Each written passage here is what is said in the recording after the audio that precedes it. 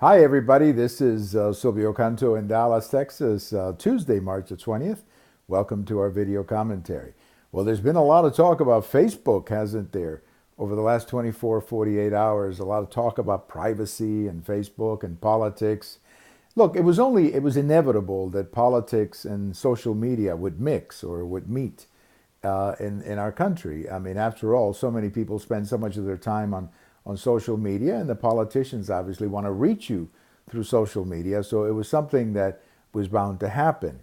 And what I find so interesting about this whole debate right now that has exploded is that back in 2012, right after the 2012 campaign, I remember that there was a great deal of talk about how successful and how good President Obama's reelection campaign had been on social media, how they were able to tap into social media through all kinds of techniques to reach people who otherwise would probably not have voted.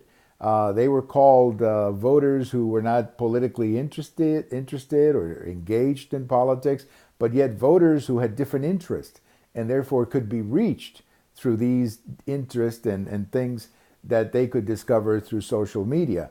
And this was so successful. I mean, President Obama's reelection was praised by lots of people. Even the Republicans came to the conclusion that we had to upgrade our social media operation. And I remember that was one of the first things that was begun in 2013 when the reassessment and the regrouping of the party began after the loss of 2012. And obviously, over time, the Republicans became pretty good at it. And now you've got President Trump, who tweets almost on a daily basis. I mean, that's social media.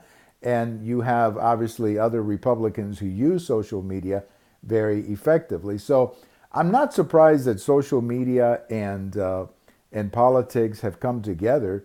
I do think that Facebook is going to take a beating in all of this, particularly if if the subscribers were not told that their information was being shared with political campaigns and all of that. So you could see a real crisis of credibility in Facebook. It may have to be regrouped, or it may even have to get new management and maybe some new restrictions or whatever. I am a subscriber to Facebook. I have a Facebook page, and I actually have two. I have my personal page, and then I have a political page, and I tend to keep the two things separate because your friends don't want to hear about politics. And so when I invite people to my political page, those are usually people who like to read about politics. But on the personal page, I just stay away from politics. But I think what the other thing that could happen out of this whole Facebook conversation is a real reassessment on the part of many people. And I've had friends of mine who are already doing this, where they're simply saying, social media is sort of like double-edged sword. Yes, on one hand, you can get a lot of information, but then on the other hand, you compromise your privacy. So I think what you may see over the next year or so is a lot of people reconsider their social media position and maybe even get out of some social media organizations like Facebook and so on. It's also new. I mean, if you think about social media and Facebook, these are things that have basically exploded over the last 10 years. So they're probably due for some kind of an adjustment. But I would simply say to you that Facebook and social media have really been a part of politics since that 2012 campaign.